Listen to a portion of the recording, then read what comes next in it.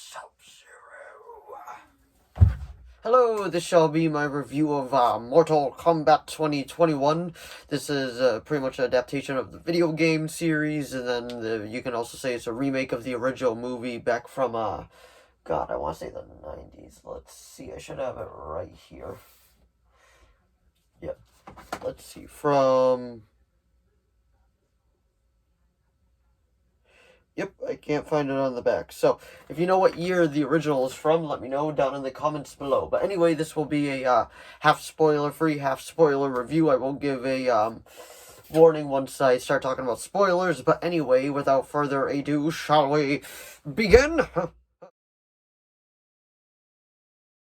So, Mortal Kombat 2021. This is the rebooted version, which is much more closer to the video games in one aspect, that it is actually a lot more violent. This is a full-fledged rated R movie. It is not made for kids, even though the theater I went to go see it at, there was actually some kids. And also, it is on HBO Max if you don't feel like going to the theater, which I do have HBO Max as well, but I did want to see this in theaters.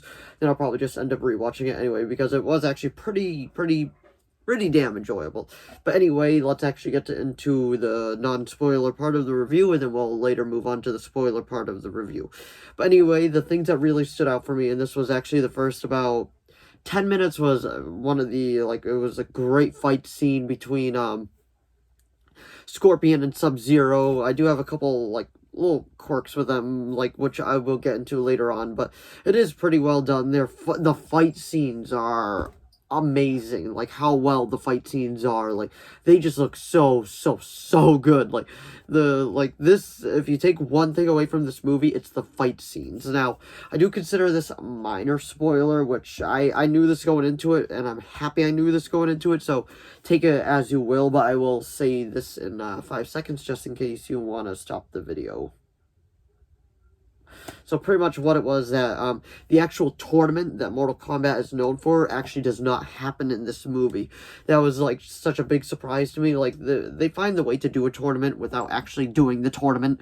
There's little battles here and there between certain characters and all that eventually leads into just a big kinda final battle. But anyway, if you're expecting there to be an actual tournament with what's his name? I can't think of it, but up there going, finish him! That actually doesn't happen. That is not in the movie. There is actually no full-on final, there's no actual full-on Mortal Kombat. There's no, competition.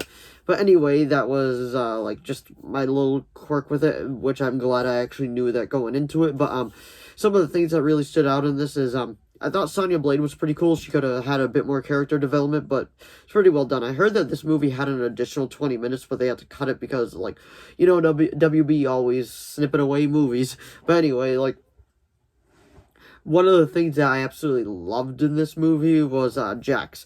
Now, I am a fan of the actor that plays him, Mehcad Brooks. He actually is from Supergirl. He played James Olsen before, and Guardian, before he decided to leave the show to actually do this movie.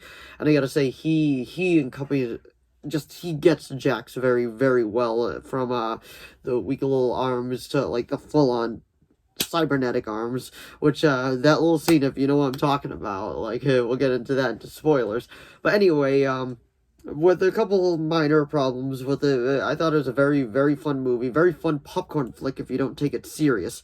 But the little quirks I have with it is kind of in spoilerville, so I can't really talk about it right now. But anyway, it's a pretty fun, solid popcorn flick. I'd give it a 8 out of 10. Just go into it with just your expectations not too high, and you'll have a really good time. And Liu Kang, he was a cool addition to the story. I feel like it would have been the same without him. But anyway, let's actually get into spoilers in 5. Let's get into spoilers. Life is good, but it could be better. So anyway, the big thing I want to talk about is that the opening fight scene between Scorpion and Sub-Zero is super well done. But then they just nerf both of those characters until the final battle, where they get to do their big fight again, which it was really good when the thing came out of it, I can't think of the name of it, but it comes out of his hand, and you hear the Mortal Kombat theme. It's like, duh, duh, duh, duh, and he's like, get over here! And like, that was well done. And, like, the fight scenes between those two is just, it was so well done. I just wanted more of it, because they didn't give us a lot of it, and I was like, come on, we need more. Like, this, you're two arguably biggest characters, and you're kind of, like, you're nerfing them for, the middle of the movie. It is what it is. But one of the biggest surprises, I gotta say, from this was actually Kano.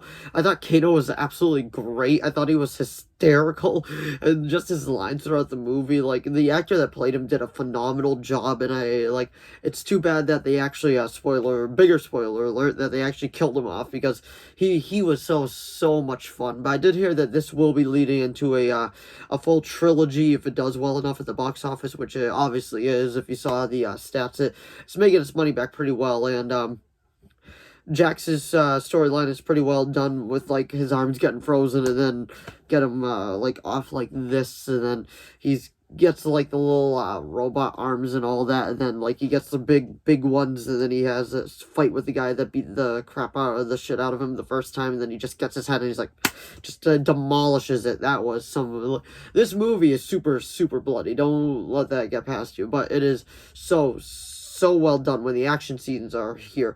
The plot is pretty much like the villain is like, I'm gonna make sure that the tournament doesn't happen this time. We are just gonna take out Raiden and his crew right now to make sure none of it even happens. And that's pretty much how they get around doing, like, little tournament style fights without actually having a full-fledged tournament, which it is what it is. Like, I kind of wish they did the tournament, but I understand that they're saving it for the sequel, which I am looking forward to if they actually do it, which I really do hope they do.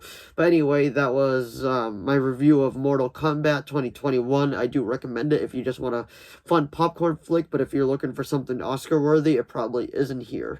But anyway, that is Mortal Kombat 2021. So if you enjoyed this video, please give it a like and a subscribe so I know to keep making more of these. If you've seen this movie, let me know what you thought of it down in the comments below. And actually let me know what movie you actually prefer. I want to say it's the 90s one or the 2021 version. Or do you prefer Mortal Kombat Annihilation, which we all know is the best one out of all of them. But anyway, thanks for watching as always, and I will see all of you in the next video. Bye!